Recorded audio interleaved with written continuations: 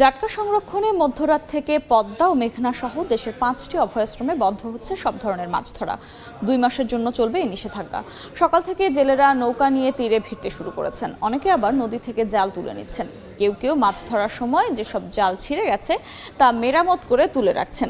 জেলেরা জানান, মাছ ধরার নিষেধাজ্ঞা শুরু হলেও মার্চ মাসের প্রণোদনার চাল এখনো পাননি তারা।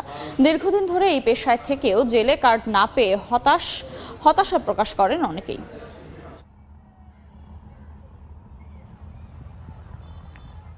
সরকার আমাদেরকে সুযোগ সুবিধা দেয়, যেমন আমরা 2 মাস বৈশাখ খাইব। আমরা যদি চাইল্ডা দেয়, যদি আমরা মাছ তরকারি নেওয়া পাই, একটু শাকসবজি উঠে মানে বাচ্চা নিয়ে দুগা ভাত খেতে পারবো। আমরা কোনো চালমূল পাই নাই, অভিযান আইতেছে, আমরা নৌকা মুখা উঁচুয়ালা ঠেয়ে দিছি। সরকার বন্ধ করছে, আমাকে চাল দিত, ডাল দিত, চিনি দিত, লবণ দিত, তাই আমরা গাঙ্গ যাইতাম না, বন্ধই থাকতাম। অনেক চুরি দাঁড়ি করে তো ফেট বাঁচাইতেইব।